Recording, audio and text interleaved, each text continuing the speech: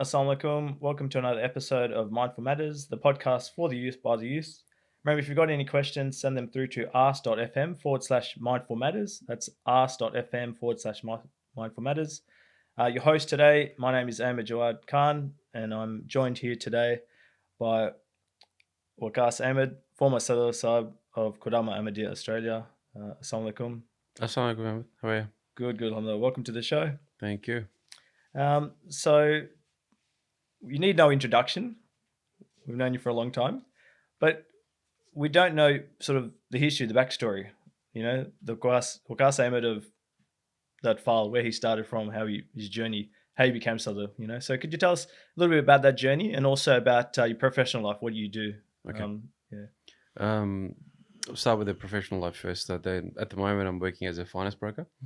Been in the finance industry for the last 15 years.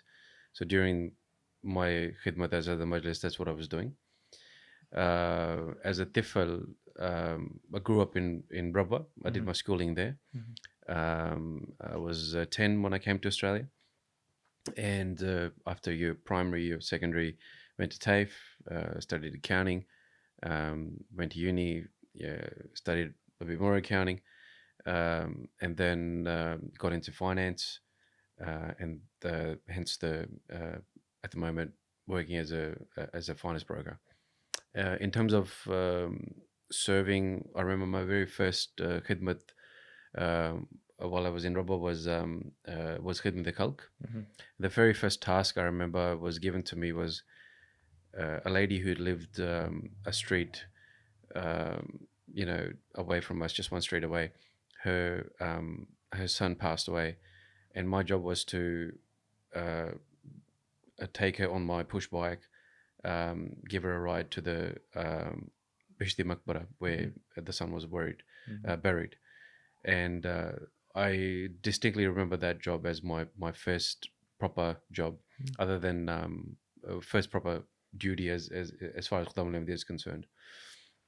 And then moving on to here in Australia, when you're at Fal al-Ahmadiyya, you go to Sunday class. After Sunday class, you play sports, and you do a bit of Karembal. When the big events are on, when you're a bit too little, you do the water duty and everything. And when you get a little bit bigger, you get onto the tools. I remember, the first time I used the jackhammer, Uncle Feroz goes, "Have you used this before?" I said, "No." He goes, "Well, here you go," and just try to hang on to it. Amazing experience. I learned so much just by coming to the mosque. And then from there, I guess my first proper khidmat that I can remember in Khuddam al-Ahmadiyya was that of a psych. So where the duty is to remain in contact with the group of Khuddam assigned to you, and maintaining contact with them on a regular basis.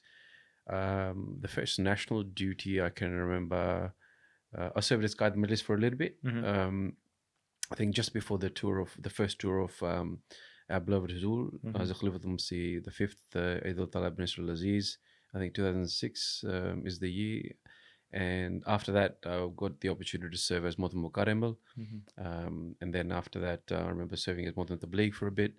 And also in the second tour of Huzur-e-Anwar in 2012, so I was serving as Motam Mukami.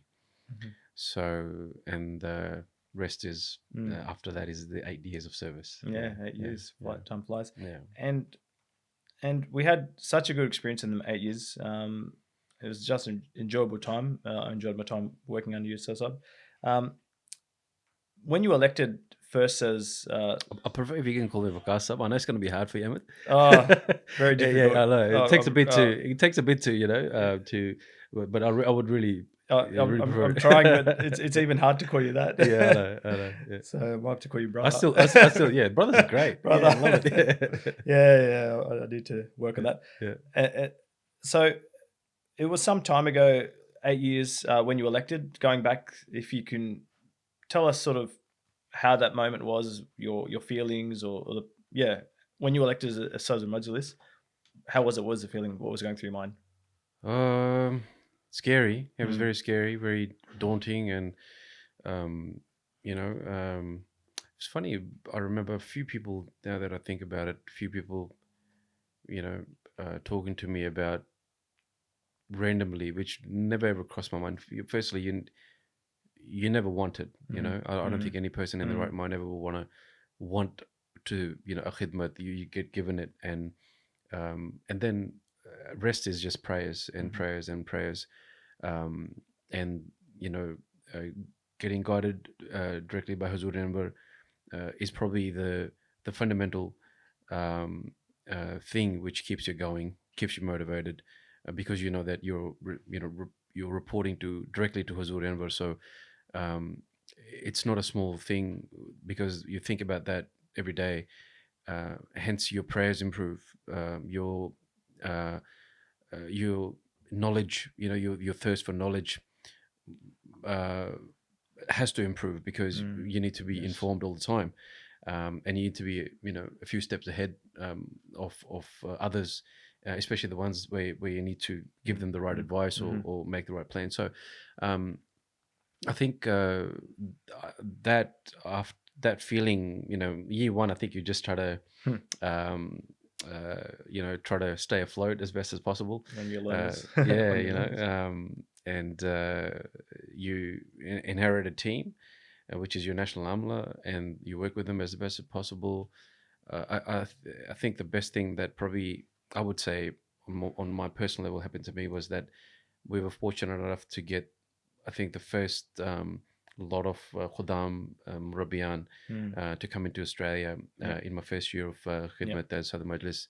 That really helped me. Yes. That really helped me tap into their experience, because they're those Murabiyan who have grown up in the West. Yes. And then they've gone to Jamia, they're Khuddam.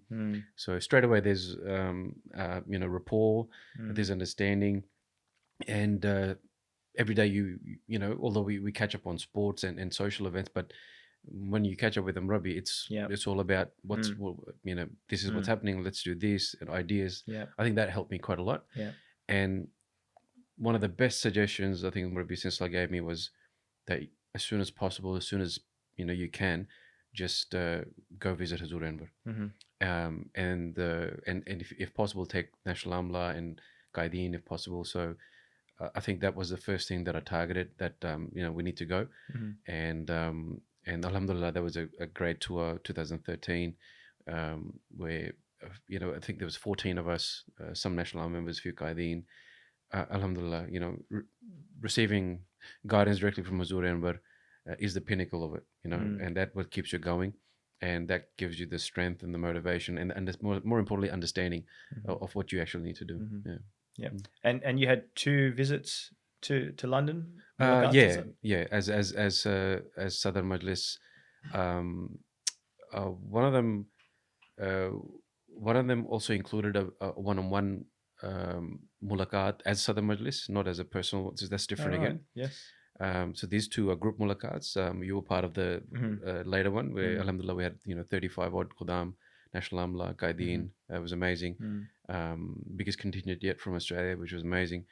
And but this one-on-one, it's called a Daftari Mulaqat. It's like an office Mulaqat, which happens at a different time. It happens in the morning. This is more about. I remember taking a big, thick, bunch of papers and trying to study and everything. And I don't know what Huzur's going to ask me, so I'm going through all the departments and everything.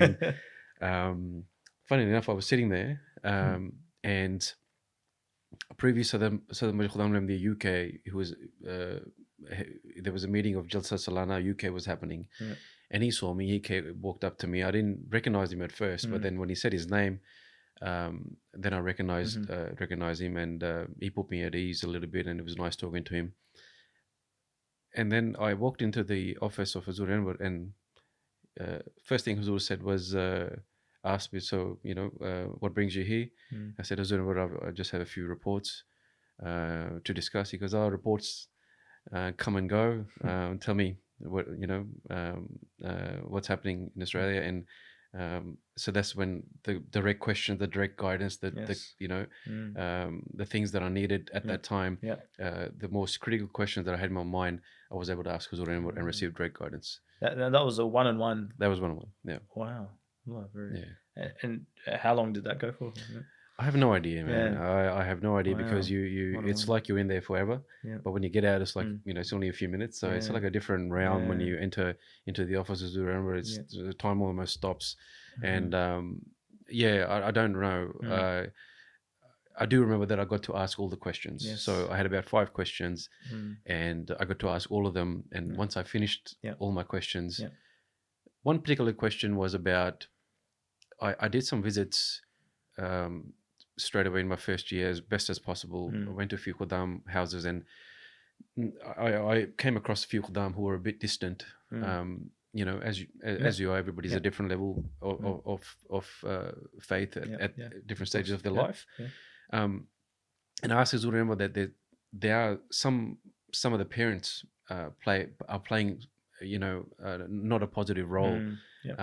And it perhaps is hindering those Khuddam in becoming more and more involved in Jamaat and in Khuddam al-Ahmadiyya. And Huzur spent about 10 minutes on that particular question. Yeah. He would answer it, and then I would go. Actually, went to the next question because I thought Huzur had stopped answering, but then Huzur quickly answered that one, but it came back to that one because that was by far the most critical question. That what do you need to do? And that question was that you need to be compassionate. Yes. Again and again, he said that compassionate. Hamdardi kare, hamdardi kare. That's what he said. And he said that you need to, surpass, like you need to overcome the hurdle, the barrier of the parents. Your job as Khuddam al-Ahmadiyya is to be directly linked to the Khadim. Yeah. There should be nobody in the middle. Utilize the Khuddam Rabiyan, social programs, sports, whatever you need. So that was good. That was good guidance. Yeah. So things like that, I think, probably what keeps you going, what keeps you motivated. That you've asked this question. Huzur's now giving you his direct guidance, and now it's your job to go. And I remember coming back from that Mulaqat, again, did as many visits as possible in all the cities, all the majalis, and delivered that message from Huzur-e-Anwar. And I think, alhamdulillah, that's what, as an office bearer, what we can do best is be the echo of Huzur-e-Anwar as best as possible. That whatever he's saying to us, he's wanting us to do, just do that and break it down for the young people so they can understand at their own level at different stages of their life. Yeah. And that was a meeting you had early on in your fellowship? Yeah. It was probably, I think, second or third year. Yeah. So the first year was the shorter group, 2013, 14 odd. There was a group Mulaqat only. And then there was, I think this was on the back of a cricket tour. So this was just a one-on-one Mulaqat, just not a group Mulaqat. So just I went there for Masroor cricket tournament, and then but I got the honor of meeting Huzur-e-Anwar for office Mulaqat there. Yeah. And you also had a very amazing opportunity to have a virtual Mulaqat across Australia. That was amazing. I got the wind of virtual cards happening, so I thought, gotta jump on that bandwagon, and it was so great. I think in COVID, if anything, that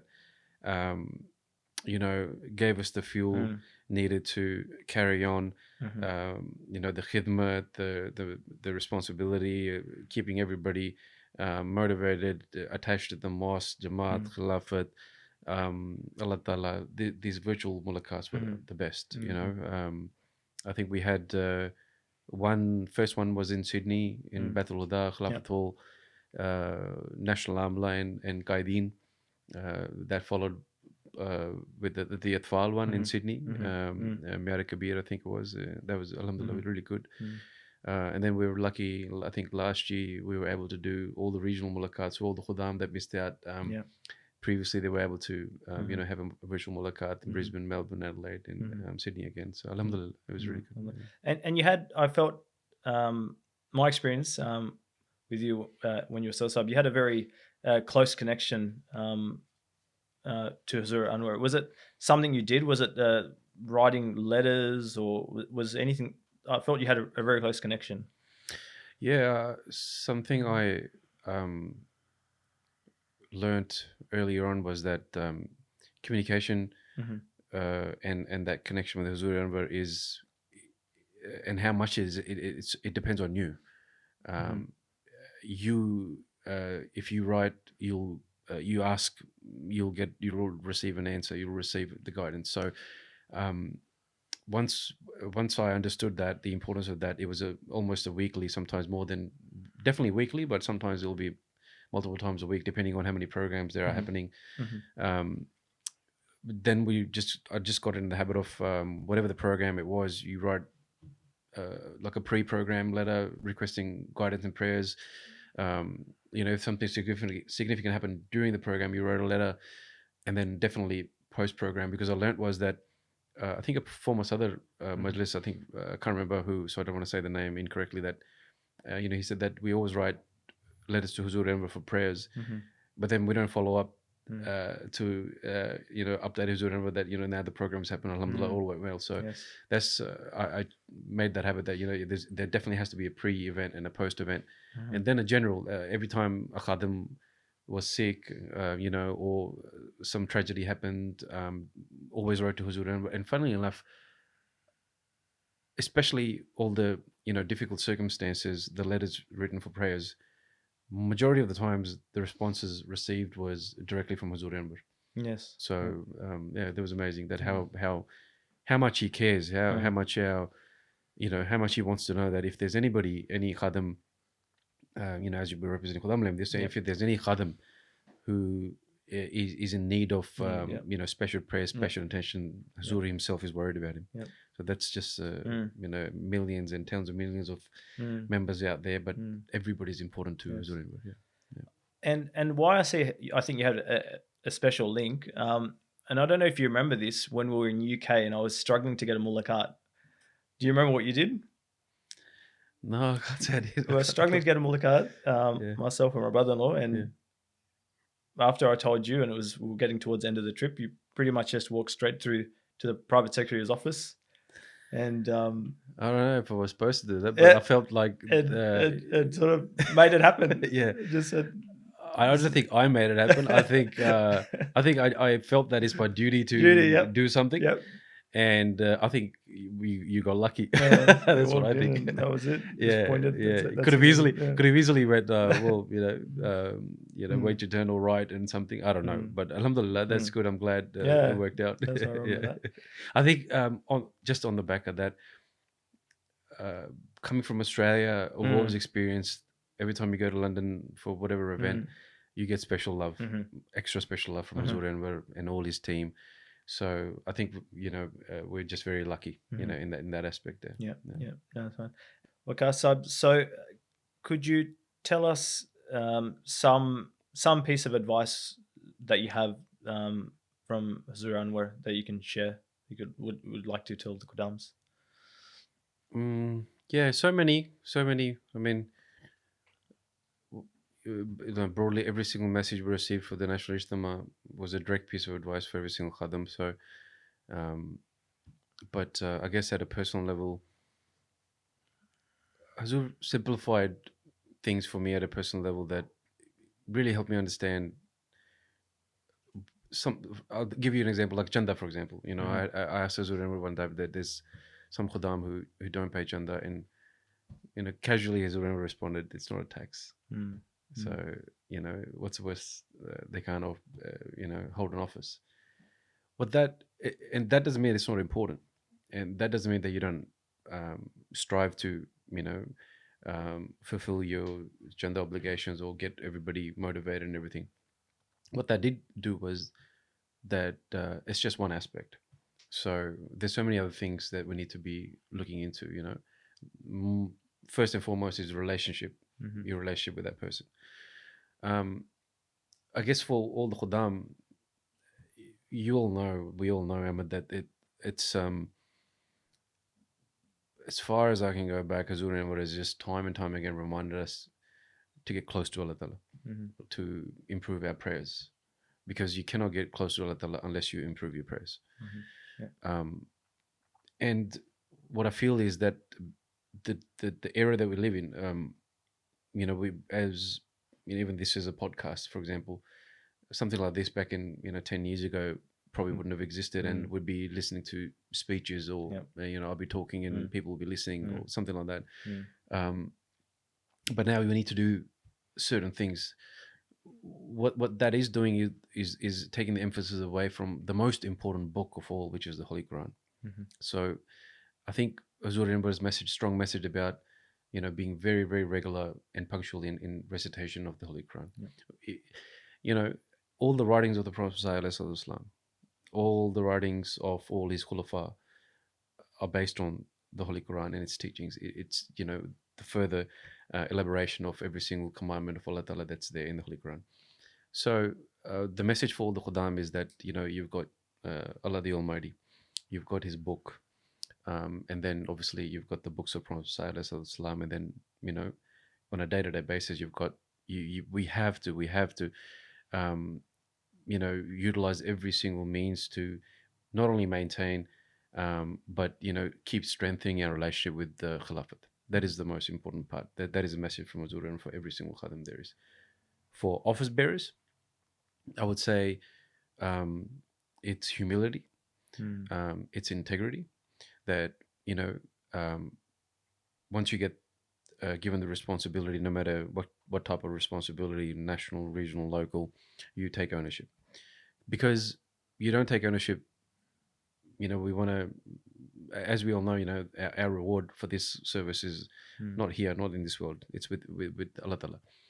So keeping that in mind, only you get given the opportunity a certain amount of times. And if you take it, and if you take the full ownership with it, you'll know straight away that how frequent Allah Ta'ala comes to your aid in any situation. And it's amazing how much, speaking to, just on a side note, speaking to previous Sadr MKA, Sadr Feroz Shah Sahib, and he used to say the same thing, just come, do work, do Jamaat work, it'll, keep you on the right path. He just put it that simply. You keep on doing Jamaat work, you keep on coming to the mosque, it'll just keep you on the right path. Ihdina siratal mustaqim. That's what that is. The most easiest way of staying on the right path. Yeah. So these are the other stuff, all the other stuff. So many challenges as a young person. We know that, right? So we live in the Western world, and nowadays you've got technology, but you've got your life in high school is a challenge. Your life in university is a challenge. And to overcome that, if you can have one constant in your life. I remember Misa Marum used to say this: no matter what happens in your life, you keep on coming to the masjid. Because at masjid you've got. Just remember something else. New Khuddam would come from, or the elder Khuddam, or even Ansar would sometimes say that we don't have. Back in Pakistan or India, we used to use this term called Sobat-e-Salihin, the gathering of the pious. So when you sit among the gathering of the pious, even though you're not talking, you're not asking questions, but you're listening, you're observing, angels are there, and you're in a good environment, you're in a good space. Here, sometimes some people would say, well, we don't have that many elderly people and that type of atmosphere as we do in Rawah and Qadian. Yeah, we don't, because that's Rawah, that's Qadian, and London is London, that's where Huzur is. But what we do have is the masjid. It's the house of God. And when you come to the masjid, you come in the gathering of the pious. They might not be as elderly as or with that sort of experience. However, this is what we have. And if you want to be in that gathering, keep on coming to the masjid. Keep you on the right path. That's right. Keep you away from the distractions. Definitely. So I've got a couple of questions from some Khuddams. So I've put them together. Now, serving as 8 years as Sadr, I used to drive past the mosque all the time, evenings, different sorts of times of the night, and I'd see the light to the office always on. So the dedication, the hours were there. So I was like, for myself, how did you balance everything? I always saw you at the mosque. How did you balance everything else? Work, family, other family things, home things, your children. How did you balance it? The light was always on. And you were there. The car was there, the forward. I think it was just the sheer blessings of Allah Ta'ala. And then it's not one thing that I can put a put it to. There are multiple factors. First and foremost, I think it's the prayers of Huzur-e-Anwar, because when you and no, this is not just as Sadr Majlis. This is as Motamam. This is as Qaid Majlis. This is as Nazm. If you are, as I said before, if you take ownership, no matter what level you're serving, you'll find that Allah Ta'ala will come to your aid, and Allah Ta'ala will slow down time for you. However, that happens when you safeguard your prayers, when all your prayers are right. Because remember, this khidmat doesn't mean anything if your prayers are out of whack, out of order. So if you're not doing all the compulsory or the obligatory tasks, then what's the point of this khidmat? If you're not watching Huzur-e-Anwar's sermon, how are you going to tell Khuddam that watch Huzur-e-Anwar's sermon? If you're not reading the Holy Quran daily, how are you going to tell Khuddam? If you're not praying 5 times a day, if you're not waking up for Fajr, if you're not, so what? And this is coming back to the point that keeping on the right path. If you get the opportunity to serve, it'll compel you, if you take it seriously, if you take the ownership, it'll compel you to pray better, to read more books of Prophet Messiah, to be regular in recitation of the Holy Quran, be regular and punctual in listening to the Friday sermons and addresses of Huzur-e-Anwar, and you'll find that you'll have the tools and all the motivation that you need to any sort of task, whether it's at national level, regional level, local level. The balancing comes with the help of Allah Ta'ala. I prayed from day one. I have absolutely no idea. I don't want it. If I'm frankly honest, I used to say to Allah Ta'ala, I don't want this. In my sajda, I would say, I don't want this. And I would pray, and the 2 years are up. Come on.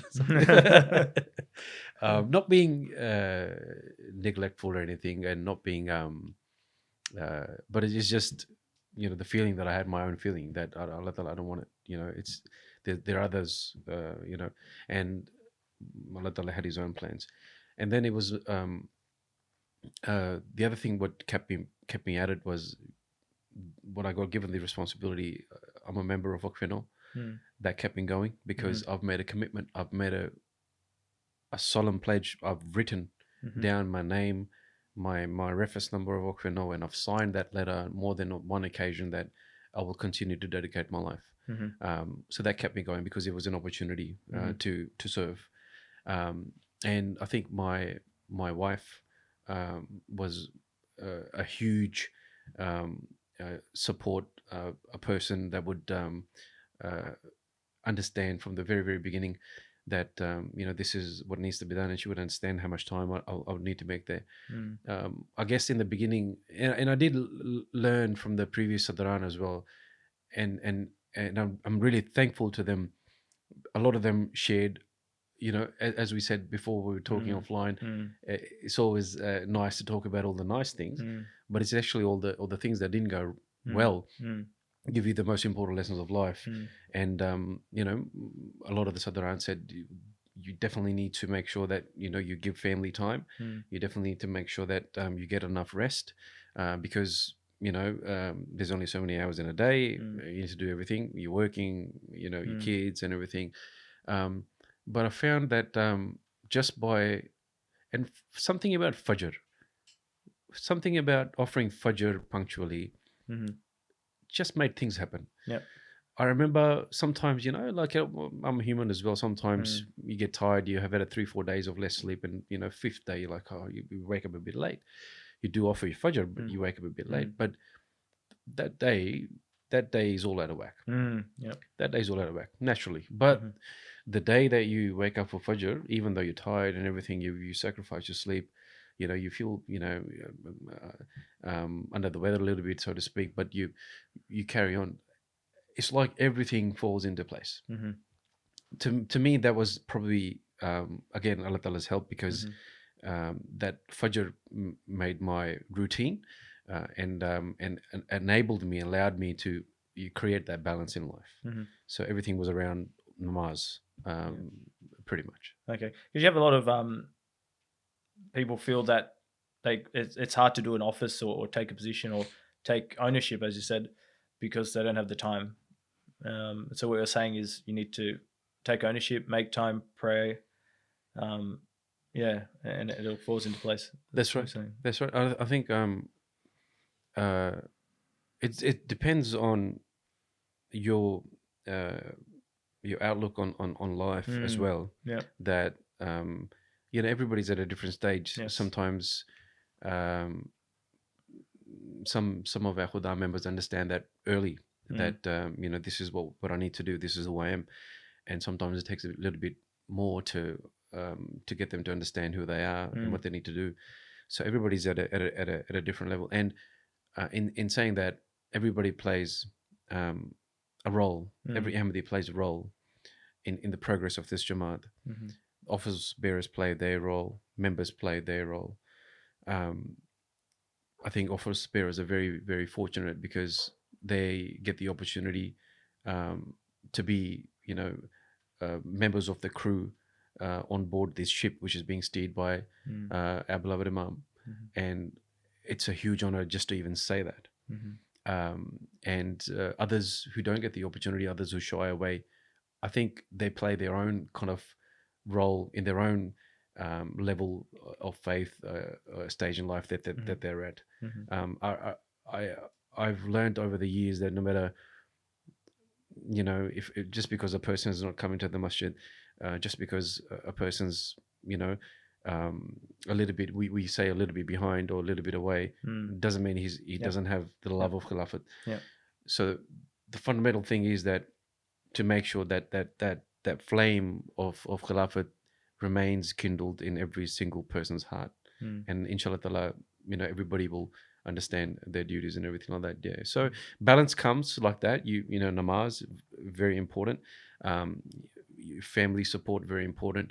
And your responsibilities, understanding them. Your responsibilities to God. Your responsibilities to His creation. These are the two commandments of Allah Ta'ala in the Holy Quran. So if I'm sitting there all day praying, not doing anything else, that's no good. If I'm sitting there not praying, that's no good either. So there's a balance. So you find that your prayers, and then that commandment, you're responsible towards your wife, you're responsible towards your kids, you're responsible towards your parents, your brothers and sisters. That automatically should compel you that what you need to do. And you find that when you're praying for it, even if you're struggling for time, if you're praying for time, Allah Ta'ala gives you the time. So that's what I found in my use. That's a good one. Very well answered. And when you were Sadr and you're looking at what's the word, putting together your Amila, selecting members, what sort of characteristics or what were you looking when you're looking for someone to join the Amila or as a guide or any sort of position? What sort of characteristics how'd you make the choice? First and foremost is obedience. And we've learned this from all the Khulafa of Huzur Muslim Youth Australia, and they're the our ultimate guides. That if a person not necessarily has a knowledge of finance, but and you don't have anybody, for example, like you've got this sort of I guess roles and responsibilities in your head or on a piece of paper, that you would prefer a person who has this background or this set of skills, but sometimes you don't. Sometimes you do find that person, but that person doesn't have the obedience. That will never work. You can have a skillful person, but if you don't have the level of obedience required to fulfill the responsibility, it'll never work. The way our office bearers work and the way our nizam, our system works, it's all obedience. So you may not, as you know, Ahmed, not just in Jamaat, but I was talking to my a work colleague, and we've got a young staff member, and we were just sharing, that as you know that there's labour shortages, there's staff struggles across Australia, and I was talking to him, and the first thing he said was, "Mate, does she listen?" I said yes. She goes, no, she's good. Yeah, that's it. So it's not Yeah. just Jamaat, it's Yeah. everywhere, you know, Yeah. it's in the world as well. So those who listen, they learn. Mm. And so it doesn't matter if they don't have skill set. Yeah. They need to listen, they need to obey. Yeah. Samena wa ta'ana. If they have those two qualities, they're Yeah. good. Yeah. Yeah, they're good. Yeah. And I think I learned that from you. And that's when I was working with you and we're going through Amilas, looking, and that was one of the key things you're looking at. Are they humble? You know, are they obedient? You know, and that's all it was. And then the rest you can teach the skills. Yep. I remember in one of our recent, I think it was Ishtimas, Nazim Allah was sick and was out of service and out of action. But I realized on reflection that the team works so well. You know, we just gel as a team because the members that have been picked are like that. They're humble. They're good servants of Jamaat. There's no egos or issues. Everyone just works together well. So when you pick a good team, the leader's not there. You know, it's a reflection of the leader, the team that he's picked. And I can say that for sure. The team that you picked, you live by that. They were humble, obedient servants, and the team just flowed. Everyone works together. Everyone gets along. Yep. Everyone knows what the bigger picture is, and they just do it. So yeah, that's right. That's the strength of our Nizam, the system of our Jamaat. That's you know a very you know live example that we experienced. The beauty of it, the strength of it, that just the connection. If one piece of the puzzle is removed, doesn't matter.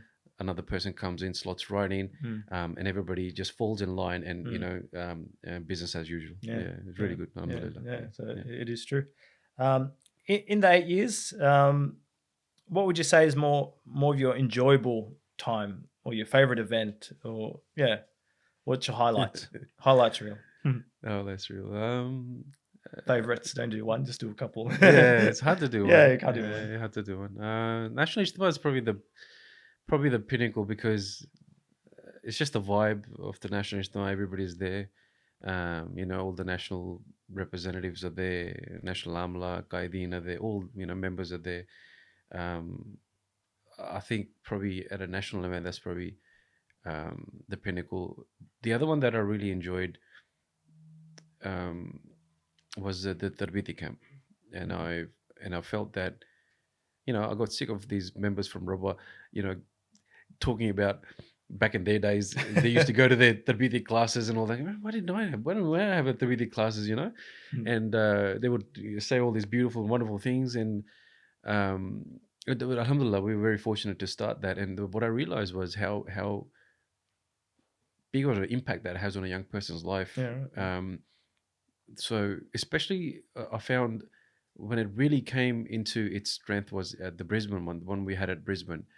And that was the biggest one as well, I think 100 plus members. And those Khuddam, I can still remember who attended, and majority of those Khuddam are still, some of them are Qaideen now, most of them are serving in Amila, some of them are serving in National Amila. Phenomenal. So that came for me, that event is like a factory of the future office bearers. And that's what it was like for them as well. So that's why I always used to get jealous, you know. They used to talk about this Tarbiti class of Rabah, and they, man, you know, I wish we had something like that. So what was in that one in Brisbane also was what was so good? Well, I think we got better.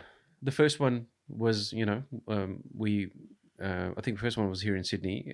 That was good too. It's not that, but I think to how to run it, how to tailor it to the needs of the Australian Khuddam. Right. Yep. So by that time we were better at it. And we selected the programs which we felt were more suited to the Australian Khuddam, and also Khuddam al-Ahmadiyya Australia in general, and also the needs of Jamaat. I see. Yes. So not just covering all the, you know, religious knowledge aspect, but also career advice aspects and how to deliver that, and you know, just your general picnics and everything, your day at the beach and everything like that. It was just amazing. You know, really, really good. And the structure, what really I enjoyed the most was because, you know, in Ijtima, when you come at Ijtima or any other sort of competitive event, you're representing your region, your majlis. At that Tarbiti camp, you have a house, and it doesn't matter which majlis you're from. You're randomly selected to be there, and you have one leader, which is random as well. And then, you know, so those conversations, similar to the Robert Tarbiti classes, I overheard after that class. Oh, yeah, we went to that class, or you were this and you were that, you know. And so that's what really stood out for me here. Yeah. Okay, so National Ijtima, the highlights, and then the Brisbane to Bridgie camp was a highlight. Okay, it's good to know. Can you tell us an example of when you were faced with some sort of obstacle or challenge or some sort of hurdle that you turned to prayer and your prayer was answered? Give us an example. I remember many. I think all these 8 years have been full of prayers and acceptance of prayers. To be honest, it's very hard for me to remember every single one of them. But I used to, for every little thing, even I used to get these calls out of the blue that such and such task and such and such number of Khuddam required, and this is like 2 PM. Everybody's at work or at school or at uni, and thinking, where am I gonna get all these Khuddam from? And how's this gonna happen? So walking down the stairs from office, I just used to say, Allah, please give me some Khuddam, please give me some Khuddam. So that's just one thing, and and no joke, more than often, I would come, as you know, the office stairs. You come down the office, I'll turn left. As soon as I turn left or right, there'll be a Khuddam there. Yeah. I don't know how many times, I can't count, how many times that has happened, that when I've asked for help for Jamaat work, it's happened. I've gotten that help. And the difficult part was sometimes, each majlis or some departments or some events, there are all some challenges, managing the venue and everything like that. It's prayers. It's always the prayers which cover our gaps, our shortcomings and everything, because we just keep on reminding ourselves that you are human, you're prone to errors, you're prone to weakness, you're going to make a mistake, and you need Allah Ta'ala, to make sure that the program or the task that you're doing is for the betterment of the young members of Jamaat, Khuddam, Atfal. So whatever the task that you're doing, whatever the job is, with Allah Ta'ala's help, that it all goes well, because it's for them. So that they get close to Allah Ta'ala, so they get close to Huzur-e-Anwar.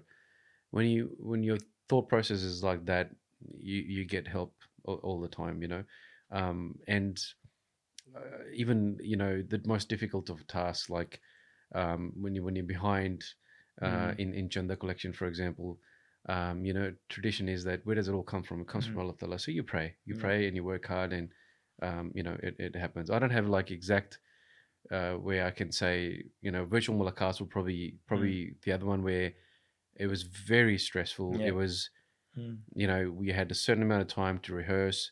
We had a certain amount of time to be ready, and we were going to be live with Huzur-e-Anwar, but not in front of Huzur-e-Anwar, but the technology, the internet, the presentation of Khuddam, the way they would sit, the way they would stand, the way that, so much involved. And throughout that time, so many prayers and so many letters to Huzur-e-Anwar that we're just trying, we're practicing. Huzur, please pray for success, please pray for success. But alhamdulillah, it came through. Okay. So, prayers. What piece of advice would you give to Khuddams that are newly, or have a new department, so new members at a local level, regional level, national level? What advice would you give to the new office bearers? Firstly, foremostly, they need to understand the roles and responsibilities of the department. You may know it, it may be written in the constitution, but you need to know it from the needs and the requirements of Khuddam Ahmadiyya Australia. So, as you know, we make plans and everything like that. So it's very important, if you're a Nazim, that you are in frequent discussions with your national counterpart or your regional counterpart. I wouldn't say all, and both. Same for the regional, same for the national. National, very, very important. We have, alhamdulillah, 25, 26, 27 medalis or something like that. So there's 27 Nazimeen, and to make 5 to 10 phone calls a day, it's not that hard. So if we can, frequently be in touch with the Nazimeen, that helps them remain motivated, and also gives them a sense of responsibility that hey, somebody's asking me of my responsibility, that where's this up to, where's that up to. And And if you don't know it, just ask. Keep Mhm. on asking until you understand, and ask for help. Mhm. If you're having any difficulties of doing anything, a lot of times, sometimes I've felt that members of sort of they feel that responsibility is a bit too big, Mm. Yep. or not the responsibility is too big. It's just that they might not be able to give it the same time and attention, but they Mm. don't say anything. Mm. You've got to ask firstly and foremostly. You got to ask for help from Allah Ta'ala. Yes. Because if you're sincere in your heart and you want to give it a real good crack, and you're honest with yourself that you know what, I want to give this a real good crack, and you'll see, no matter how hard the task is, or you think how hard it is, or you may think I don't have the time for this, you'll get the time, Yep. or you'll get the help that you need. Mhm. But if you just stay quiet, and if you think the time will pass and everything like that, that's not a good habit to get into, because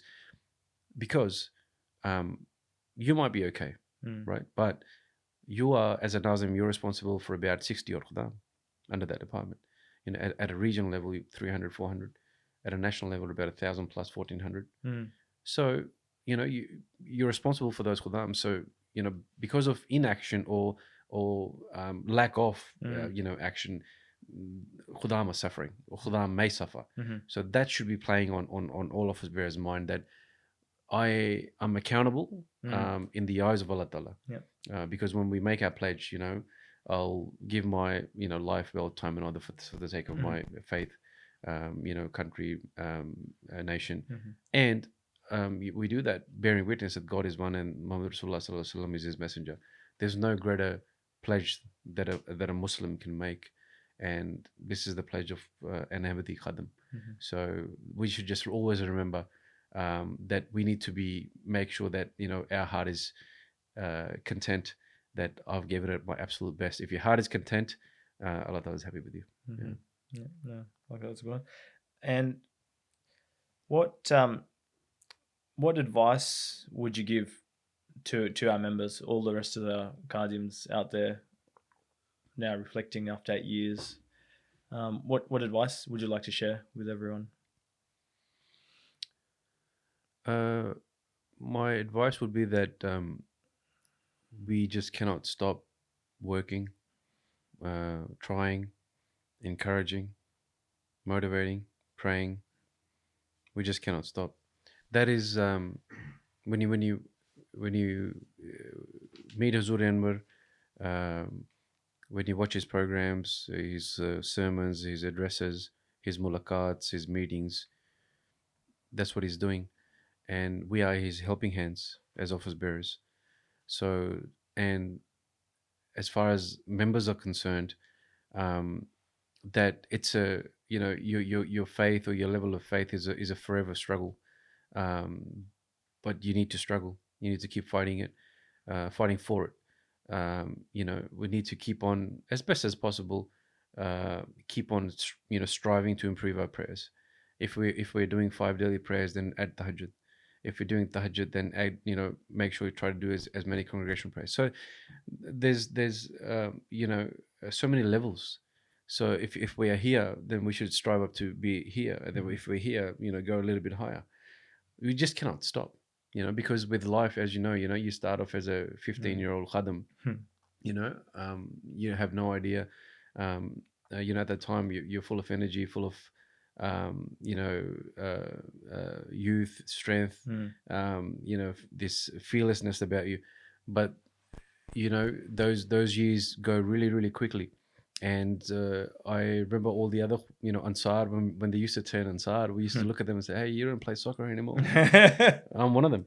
It's very, very hard because the time is constrained, right? And in that time, unless you've developed those good habits of, punctual, you being punctuality in prayers, punctuality in the recitation of Holy Quran, being connected strongly to Khilafat, being active in Jamaat work, then you find you fall behind because you've